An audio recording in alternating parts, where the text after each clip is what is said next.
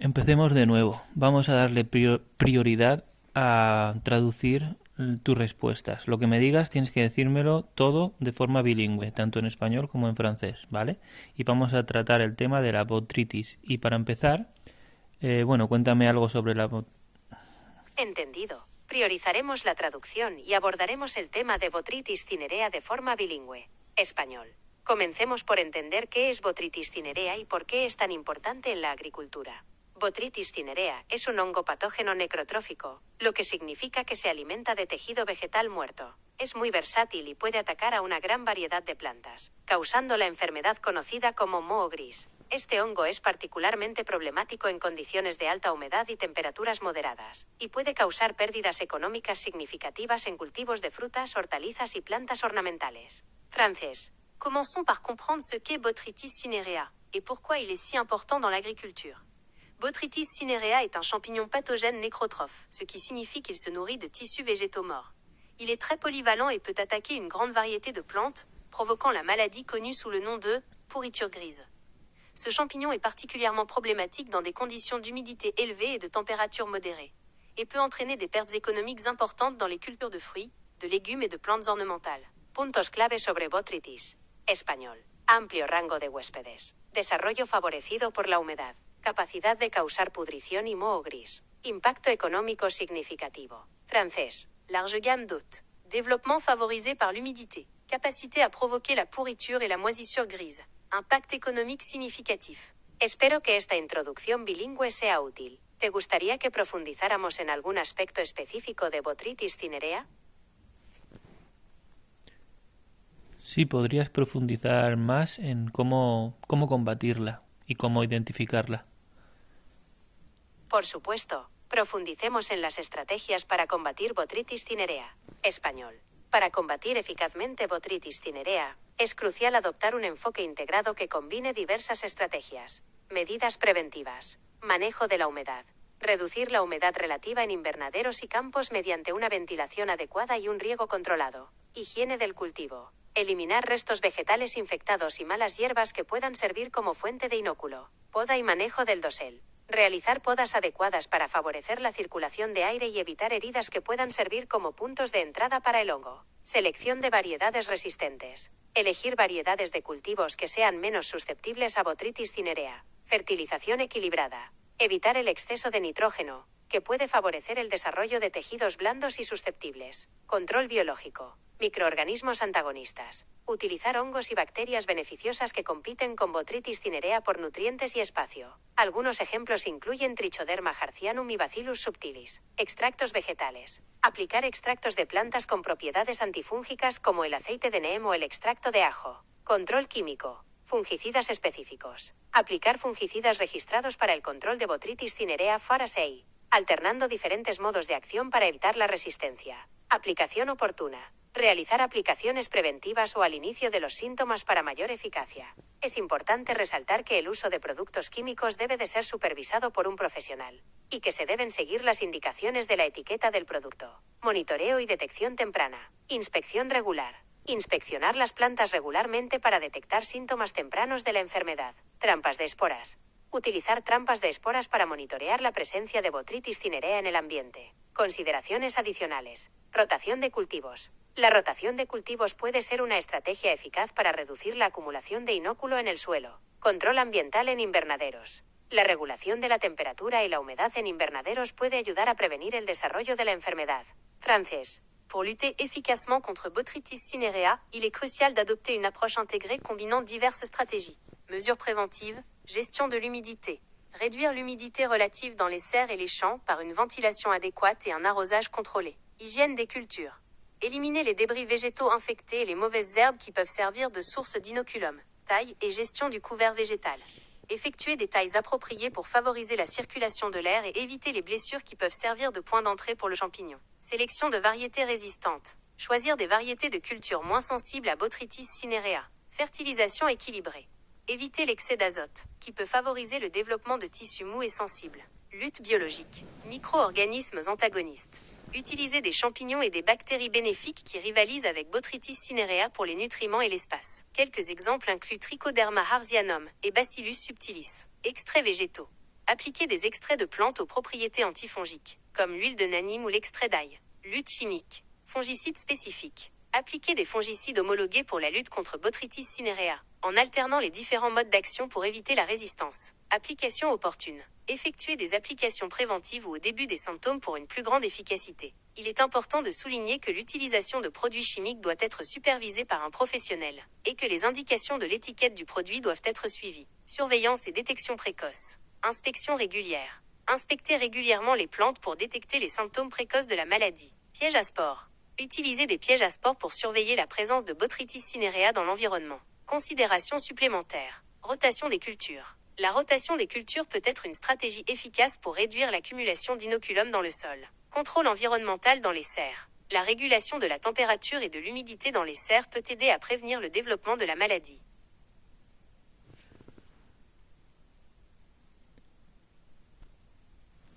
¿Cómo funcionan los fungicidas y qué fungicidas concretos puedo utilizar? Entendido. Vamos a explorar cómo funcionan los fungicidas y qué opciones específicas existen para combatir Botrytis cinerea, manteniendo el formato bilingüe. Español. ¿Cómo funcionan los fungicidas? Los fungicidas son sustancias químicas diseñadas para prevenir, controlar o eliminar hongos patógenos que afectan a las plantas. Funcionan de diversas maneras, dependiendo de su modo de acción. Fungicidas de contacto. Actúan en la superficie de la planta, creando una barrera protectora que impide la germinación de las esporas del hongo. No penetran en los tejidos de la planta, por lo que su efecto es principalmente preventivo. Fungicidas sistémicos. Son absorbidos por la planta y se distribuyen a través de su sistema vascular, protegiendo tanto las partes tratadas como las nuevas. Pueden tener acción preventiva y curativa. Fungicidas translaminar. Penetran en el tejido de la hoja y se mueven de una superficie a la otra ofreciendo protección en ambas caras de la hoja. Fungicidas para Botrytis cinerea. Para el control de Botrytis cinerea, se pueden utilizar diversos fungicidas, pero es crucial alternar diferentes modos de acción para evitar la resistencia. Algunos ejemplos incluyen: Boscalida. Inhibe la respiración celular del hongo. Eficaz tanto en aplicaciones preventivas como curativas. Piraclostrobina. Ofrece un control de amplio espectro. Actúa de forma protectora y curativa. Fludioxonil. Interfiere con la germinación de las esporas y el crecimiento del micelio. Muy efectivo para el control de Botrytis en diferentes cultivos. Ciprodinil. Inhibe la síntesis de metionina, un aminoácido esencial para el crecimiento del hongo. Funciona muy bien en combinación con el fludioxonil. Mancozeb. Ideal para la prevención, ya que impide la germinación de esporas. Se utiliza a menudo en combinación con fungicidas sistémicos. Francés. Comment fonctionnent les fongicides? Les fongicides sont des substances chimiques conçues pour prévenir, contrôler ou éliminer les champignons pathogènes qui affectent les plantes. Ils fonctionnent de diverses manières, selon leur mode d'action. Fongicides de contact. Ils agissent à la surface de la plante, créant une barrière protectrice qui empêche la germination des spores du champignon. Ils ne pénètrent pas dans les tissus de la plante, leur effet est donc principalement préventif. Fongicides systémiques. Ils sont absorbés par la plante et se distribuent dans son système vasculaire, protégeant à la fois les parties traitées et les nouvelles. Ils peuvent avoir une action préventive et curative. Fongicides translaminaires. Ils pénètrent dans le tissu foliaire et se déplacent d'une surface à l'autre, offrant une protection des deux côtés de la feuille. Fongicides pour Botrytis cinerea. Pour lutter contre Botrytis cinerea, divers fongicides peuvent être utilisés, mais il est essentiel d'alterner les différents modes d'action pour éviter la résistance. Voici quelques exemples. Boscalide.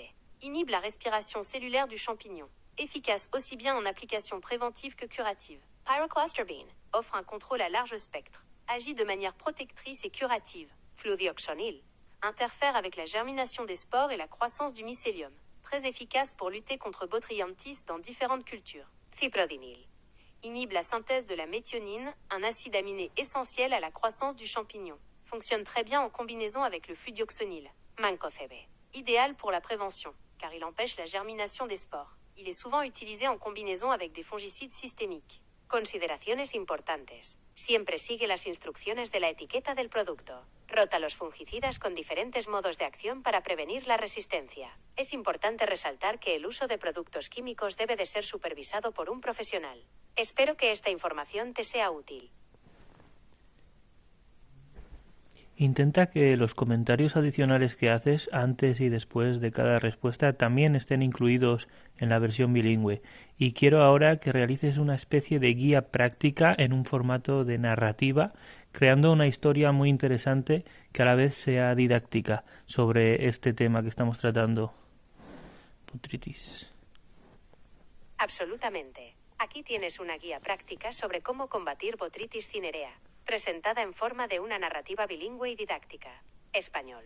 La aventura de Don Agapito y el misterio del mojo gris. En el pintoresco valle de Verdevida, el agricultor Don Agapito era famoso por sus exuberantes viñedos. Sin embargo, una sombra se cernía sobre sus preciadas uvas. El temible moho gris, Botrytis cinerea. Don Agapito, un hombre sabio y experimentado, sabía que debía actuar con rapidez para salvar su cosecha. Este año no, exclamó Don Agapito, decidido a proteger sus viñas. Debo recordar las lecciones de mi abuelo sobre cómo combatir a este astuto hongo.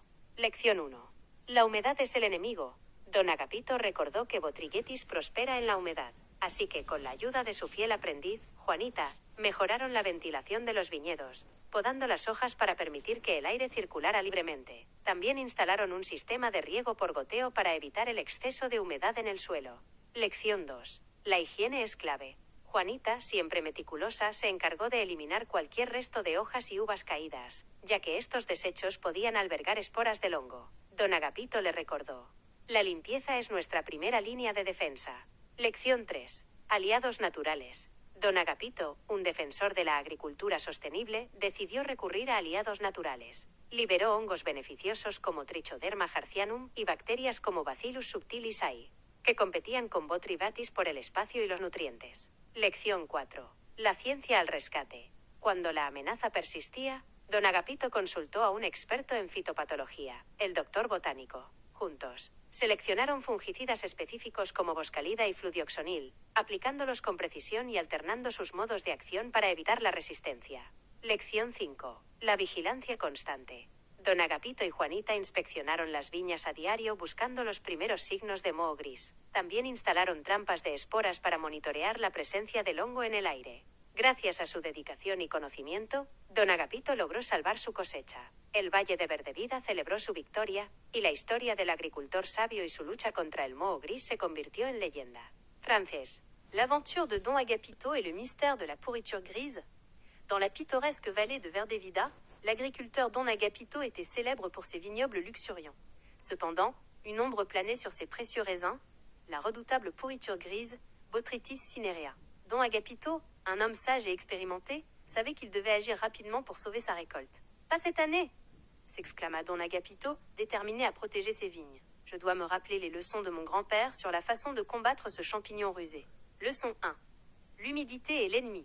Don Agapito se souvint que Botrytis prospère dans l'humidité. Alors avec l'aide de sa fidèle apprentie Juanita, ils améliorèrent la ventilation des vignobles, en taillant les feuilles pour permettre à l'air de circuler librement. Ils installèrent également un système d'irrigation goutte à goutte pour éviter l'excès d'humidité dans le sol. Leçon 2. L'hygiène est essentielle.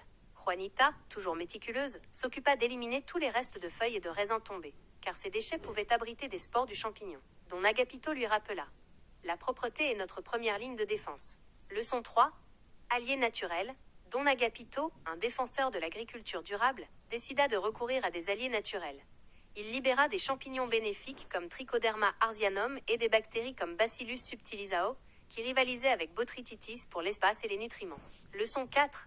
La science à la rescousse. Lorsque la menace persistait, Don Agapito consulta un expert en phytopathologie, le docteur Botanico. Ensemble, ils sélectionnèrent des fongicides spécifiques comme le Boscalide et le Fludioxonil, en les appliquant avec précision et en alternant leur mode d'action pour éviter la résistance. Leçon 5. La vigilance constante. Don Agapito et Juanita inspectèrent les vignes quotidiennement, à la recherche des premiers signes de pourriture grise. Ils installèrent également des pièges à spores pour surveiller la présence du champignon dans l'air. Grâce à leur dévouement et à leur connaissance, Don Agapito réussit à sauver sa récolte. La vallée de Verdevida célébra sa victoire. Et l'histoire de l'agriculteur sage et de sa lutte contre la pourriture grise devint une légende. Espero que esta narrativa bilingüe te haya resultado útil y entretenida. Muy bien, vamos a probar ahora con una historia de terror, y esta narrativa quiero que sea de ciencia ficción sobre la Botrytis, que sea una gran historia increíble. Prepárate para una pesadilla bilingüe de ciencia ficción, donde Botrytis cinerea se transforma en una amenaza cósmica. Español.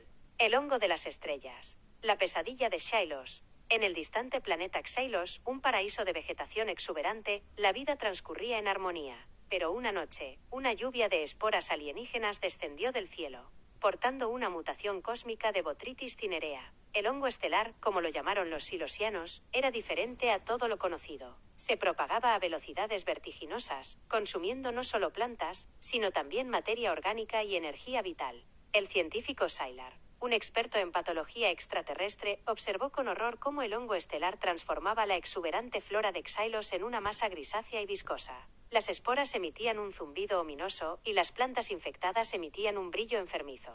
«Este no es un hongo común», exclamó Sylar, mientras analizaba muestras bajo su microscopio cuántico. Su estructura genética es inestable, se adapta y muta a cada instante. El hongo estelar no se limitaba a consumir plantas. Se infiltraba en las ciudades corroyendo edificios y maquinaria. Los silosianos, una raza pacífica y tecnológicamente avanzada, se vieron indefensos ante esta plaga cósmica.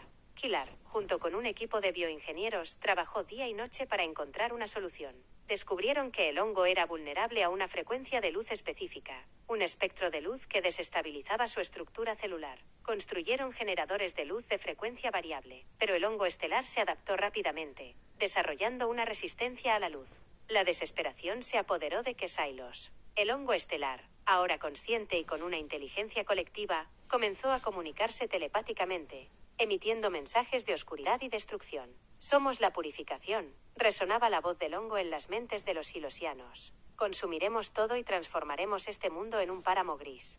Kislar, en un último acto de desesperación, fusionó su propia conciencia con un generador de luz, convirtiéndose en un arma viviente contra el hongo. Su cuerpo emitía pulsos de luz de frecuencia variable, atacando al hongo desde dentro. La batalla fue épica, una lucha entre la luz y la oscuridad, la vida y la aniquilación. Finalmente, Sylar logró desestabilizar la estructura del hongo, haciendo que se desintegrara en polvo estelar. Xylos fue salvado, pero la experiencia dejó una cicatriz profunda en la mente de los silosianos, un recordatorio de la fragilidad de la vida y la oscuridad que acecha en el cosmos. Francés. Le champignon des étoiles, le cauchemar de Xylos.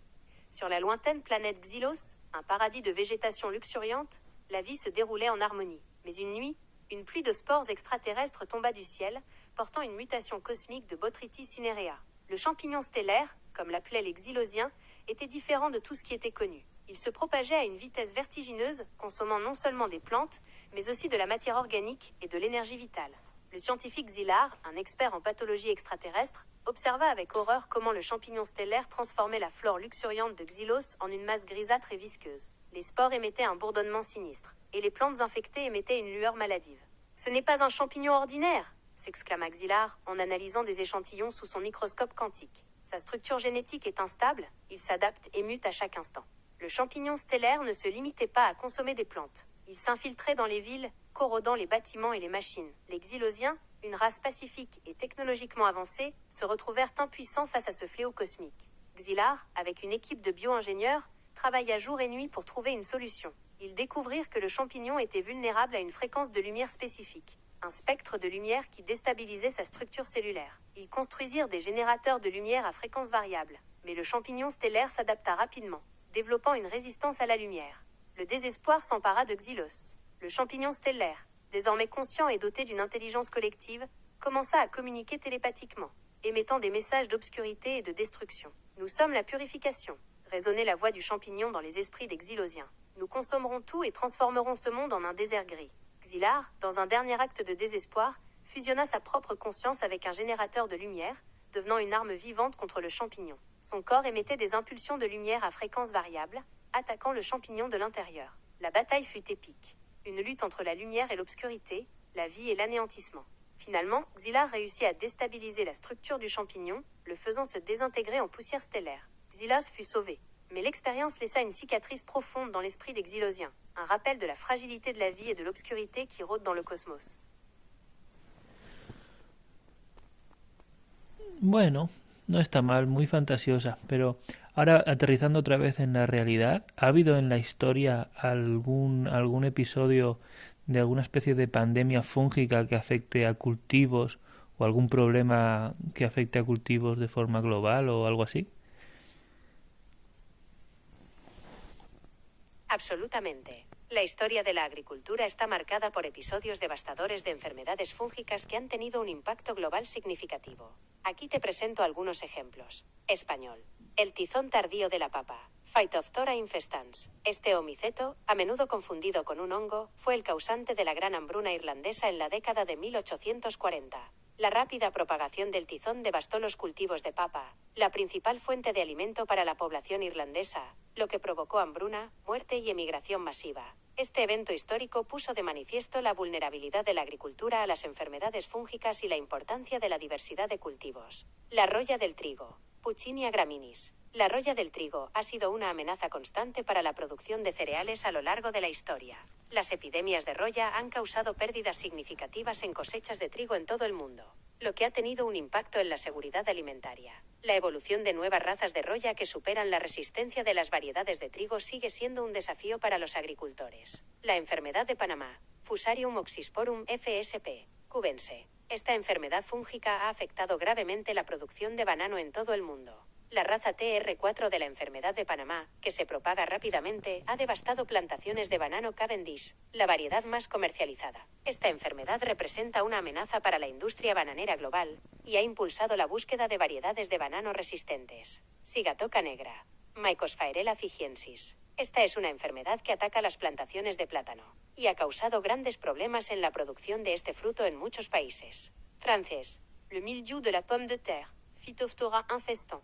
Cet homicette, souvent confondu avec un champignon, a été la cause de la grande famine irlandaise dans les années 1840. La propagation rapide du mildiou a dévasté les cultures de pommes de terre, principale source de nourriture pour la population irlandaise, entraînant famine, mort et émigration massive. Cet événement historique a mis en évidence la vulnérabilité de l'agriculture aux maladies fongiques et l'importance de la diversité des cultures. La rouille du blé, Puccinia graminis. La rouille du blé a été une menace constante pour la production de céréales tout au long de l'histoire. Les épidémies de rouille ont entraîné des pertes importantes dans les récoltes de blé dans le monde entier, ce qui a eu un impact sur la sécurité alimentaire. L'évolution de nouvelles races de rouille qui surmontent la résistance des variétés de blé reste un défi pour les agriculteurs. La maladie de Panama, Fusarium oxysporum FSP, cubense.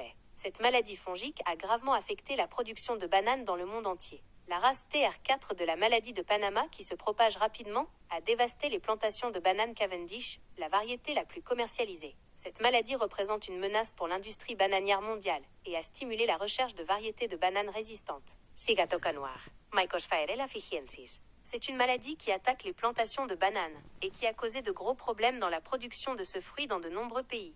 Estos ejemplos históricos resaltan la importancia de la investigación fitopatológica, el manejo integrado de plagas y la diversificación de cultivos para proteger la seguridad alimentaria global.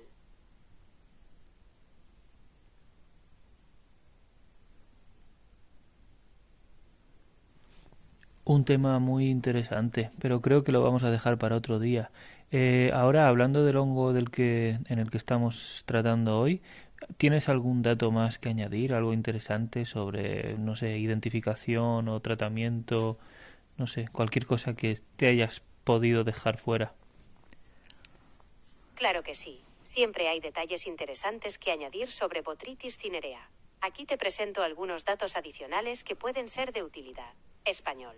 Identificación molecular. Además de la identificación visual de los síntomas y la observación del moho gris, la identificación molecular se ha vuelto cada vez más importante. Técnicas como la reacción en cadena de la polimerasa, PCR, permiten una detección precisa y rápida de Botrytis cinerea en muestras de plantas. Esto es especialmente útil para detectar el hongo en etapas tempranas de la infección, cuando los síntomas visuales pueden ser sutiles. Resistencia a fungicidas. Botrytis cinerea es conocido por su alta capacidad para desarrollar resistencia a los fungicidas. Esto se debe a su variabilidad genética y su capacidad para producir una gran cantidad de esporas. Por lo tanto, es crucial implementar estrategias de manejo de la resistencia, como la rotación de fungicidas con diferentes modos de acción, y la aplicación de fungicidas solo cuando sea necesario. Control biológico con hongos endófitos. Investigaciones recientes han explorado el potencial de los hongos endófitos, que viven dentro de las plantas sin causarles daño, como agentes de control biológico contra Botrytis cinerea. Algunos hongos endófitos pueden producir compuestos antifúngicos o inducir la resistencia de la planta a Botrytis. El papel de la microbiota de la planta.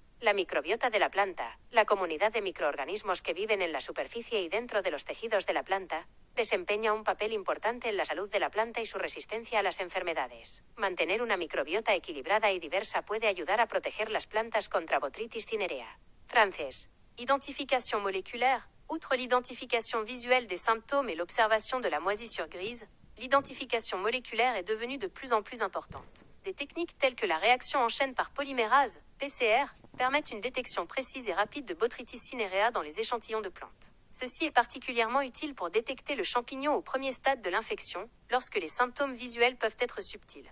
Résistance aux fongicides. Botrytis cinerea est connu pour sa grande capacité à développer une résistance aux fongicides. Cela est dû à sa variabilité génétique et à sa capacité à produire une grande quantité de spores. Par conséquent, il est crucial de mettre en œuvre des stratégies de gestion de la résistance, telles que la rotation des fongicides, avec différents modes d'action, et l'application de fongicides uniquement en cas de besoin. Lutte biologique avec les champignons endophytes. Des recherches récentes ont exploré le potentiel des champignons endophytes, qui vivent à l'intérieur des plantes sans leur causer de dommages, en tant qu'agent de lutte biologique contre Botrytis cinerea. Certains champignons endophytes peuvent produire des composés antifongiques ou induire la résistance de la plante à Botrytis. Le rôle du microbiote de la plante. Le microbiote de la plante, la communauté de micro-organismes qui vivent à la surface et à l'intérieur des tissus de la plante, joue un rôle important dans la santé de la plante et sa résistance aux maladies. Le maintien d'un microbiote équilibré et diversifié peut aider à protéger les plantes contre Botrytis cinerea. Espero que estos datos adicionales sean de tu interés.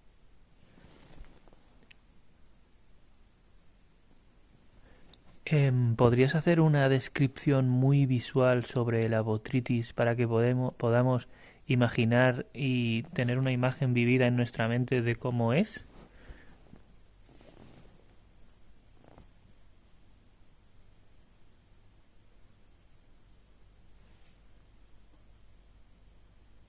Por supuesto, aquí tienes una descripción visual de Botrytis cinerea. Color. Botrytis cinerea se caracteriza por su color gris ceniza o marrón grisáceo. Textura. El moho gris que produce tiene una textura aterciopelada y se desarrolla en forma de masas difusas. Estructura. El hongo se compone de hifas, filamentos, que se ramifican y forman una red densa. Las hifas producen esporas, que son las estructuras reproductivas del hongo. Tamaño. Las esporas de Botrytis cinerea son microscópicas, por lo que no son visibles a simple vista. Hábitat.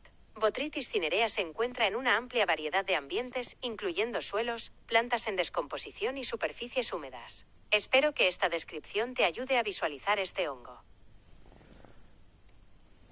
Sí, ¿podrías traducir todo, incluso lo que yo pregunto, incluso los comentarios que haces adicionales antes y después? Y me gustaría saber los vectores, cómo se transmite la enfermedad, si algunos insectos pueden influir, personas, aves, aire. Por supuesto, aquí tienes una descripción detallada de los vectores de transmisión de Botrytis cinerea, junto con la traducción bilingüe completa. Español. Vectores de transmisión de Botrytis cinerea. Botrytis cinerea es un patógeno muy versátil que puede propagarse de diversas maneras. Los principales vectores de transmisión incluyen viento. Las esporas de Botrytis cinerea son ligeras y pueden ser transportadas por el viento a grandes distancias. Este es uno de los principales medios de dispersión del hongo, especialmente en condiciones de viento fuerte. Agua. Las salpicaduras de lluvia o el riego pueden dispersar las esporas de Botrytis cinerea de una planta a otra. La humedad elevada favorece la germinación de las esporas y el desarrollo de la enfermedad. Contacto directo. El contacto físico entre plantas infectadas y sanas puede transmitir las esporas de Botrytis cinerea. Esto puede ocurrir durante la poda, la cosecha o el manejo de las plantas. Insectos. Algunos insectos, como los trips y los ácaros, pueden transportar esporas de Botrytis cinerea en sus cuerpos y propagar la enfermedad. Las heridas causadas por los insectos también pueden servir como puntos de entrada para el hongo. Personas. Las personas pueden transmitir inadvertidamente las esporas de Botrytis cinerea en sus manos, ropa o herramientas. Es importante practicar una buena higiene y desinfectar las herramientas de jardinería para evitar la propagación de la enfermedad. Aves. Aunque en menor medida, las aves pueden transportar esporas en sus plumas o patas, contribuyendo a la diseminación del hongo, especialmente en cultivos frutales. Francés. Vecteur de transmission de Botrytis cinerea. Botrytis cinerea est un pathogène très polyvalent qui peut se propager de diverses manières. Les principaux vecteurs de transmission comprennent Bent. les spores de Botrytis cinerea sont légères et peuvent être transportés par le vent sur de longues distances. C'est l'un des principaux moyens de dispersion du champignon, en particulier par vent fort. Eau. Les éclaboussures de pluie ou l'arrosage peuvent disperser les spores de Botrytis cinerea d'une plante à l'autre. L'humidité élevée favorise la germination des spores et le développement de la maladie. Contact direct. Le contact physique entre les plantes infectées et saines peut transmettre les spores de Botrytis cinerea. Cela peut se produire lors de la taille, de la récolte ou de la manipulation des plantes. Insectes. Certains insectes, comme les thrips et les acariens, peuvent transporter des spores de Botrytis cinerea sur leur corps et propager la maladie. Les blessures causées par les insectes peuvent également servir de point d'entrée pour le champignon. Personnes. Les personnes peuvent transmettre par inadvertance des spores de Botrytis cinerea sur leurs mains, leurs vêtements ou leurs outils. Il est important de pratiquer une bonne hygiène et de désinfecter les outils de jardinage pour éviter la propagation de la maladie. Oiseaux. Bien que dans une moindre mesure, les oiseaux peuvent transporter des spores sur leurs plumes ou leurs pattes, contribuant à la dissémination du champignon,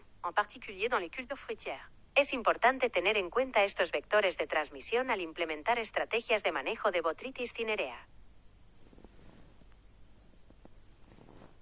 ¿Cómo de peligrosa es la botrytis realmente? ¿Podrías compararla con otros problemas, otras enfermedades y que esté más o menos, ubicarla en algún rango, sabiendo cuáles son peores y cuáles son menos dañinas? Claro que sí. Vamos a evaluar la peligrosidad de Botrytis cinerea en comparación con otras enfermedades de las plantas. Español. Peligrosidad de Botrytis cinerea. Botrytis cinerea es un patógeno muy versátil y adaptable, lo que lo hace peligroso. Su capacidad para infectar una amplia gama de cultivos, desde frutas y hortalizas hasta plantas ornamentales, lo convierte en una amenaza constante para la agricultura. Su capacidad para desarrollarse en diversas condiciones ambientales, especialmente en ambientes húmedos, aumenta su rango de peligrosidad. La facilidad con la que desarrolla resistencia a los fungicidas complica su control, lo que puede resultar en pérdidas significativas de cultivos. Además, es un patógeno que puede atacar en cualquier etapa de desarrollo de la planta. Comparación con otras enfermedades. Tizón tardío de la papa, Phytophthora infestans. Este homiceto es extremadamente peligroso, como lo demostró la gran hambruna irlandesa. Su capacidad para destruir rápidamente los cultivos de papa lo coloca en un rango de peligrosidad muy alto. Roya del trigo, Puccinia graminis. La roya del trigo también es una enfermedad muy peligrosa, capaz de causar pérdidas devastadoras en los cultivos de cereales. Su capacidad para evolucionar nuevas razas que superan la resistencia de las variedades de trigo la mantiene como una amenaza constante. Fusarium oxysporum F. sp. cubense. Enfermedad de Panamá TR4. Esta enfermedad es muy peligrosa para las plantaciones de banano. Su rápida propagación y la falta de variedades comerciales resistentes la convierten en una gran amenaza para la industria bananera. Sigatoka negra, Mycosphaerella fijiensis. Esta enfermedad ha causado grandes problemas en la producción de plátano, y a pesar de que es muy dañina, las plantaciones son capaces de reponerse, a diferencia de la enfermedad de Panamá TR4. Rango de peligrosidad. En términos de peligrosidad, Botrytis cinerea se encuentra en un rango alto, pero quizás un poco por debajo de patógenos como Phytophthora infestans o Puccinia graminis, debido a la especificidad de estos últimos y la rapidez con que provocan la destrucción de cultivos esenciales. Sin embargo, la amplia gama de huéspedes de Botrytis y su capacidad para causar pérdidas económicas significativas en una variedad de cultivos la convierten en un patógeno de gran importancia. Francés. Dangerosité de Botrytis cinerea. Botrytis cinerea est un pathogène très polyvalent et adaptable, ce qui le rend dangereux. Sa capacité à infecter une large gamme de cultures, des fruits et légumes aux plantes ornementales, en fait une menace constante pour l'agriculture. Sa capacité à se développer dans diverses conditions environnementales, en particulier dans les environnements humides, augmente son degré de dangerosité. La facilité avec laquelle elle développe une résistance aux fongicides complique sa lutte, ce qui peut entraîner des pertes de récolte importantes. De plus, c'est un pathogène qui peut attaquer à n'importe quel stade de développement de la plante. Comparaison avec d'autres maladies. Mildiou de la pomme de terre, Phytophthora infestant. Cet homicète est extrêmement dangereux, comme l'a démontré la grande famine irlandaise. Sa capacité à détruire rapidement les cultures de pommes de terre le place dans une catégorie de dangerosité très élevée. Rouille du blé. Puccinia graminis. La rouille du blé est également une maladie très dangereuse, capable de provoquer des pertes dévastatrices dans les cultures céréalières. Sa capacité à faire évoluer de nouvelles races qui surmontent la résistance des variétés de blé en fait une menace constante. Fusarium oxysporum F. SP. Cubense. Maladie de Panama TR4. Cette maladie est très dangereuse pour les plantations de bananes. Sa propagation rapide et le manque de variétés commerciales résistantes en font une menace majeure pour l'industrie bananière. Sigatoka noir. Mycosphaerella figiensis. Cette maladie a causé de gros problèmes dans la production de bananes, et bien qu'elle soit très nocive, les plantations sont capables de se reconstituer, contrairement à la maladie de Panama TR4. Échelle de dangerosité. En termes de dangerosité, Botrytis cinerea se situe dans une fourchette élevée, mais peut être légèrement inférieure à celle de pathogènes tels que Phytophthora infestant ou Puccinia graminicera, en raison de la spécificité de ces derniers et de la rapidité avec laquelle ils provoquent la destruction des cultures essentielles. Cependant, le large éventail d'hôtes de Botrytis et sa capacité à provoquer des pertes économiques importantes dans une variété de cultures en font un pathogène d'une grande importance.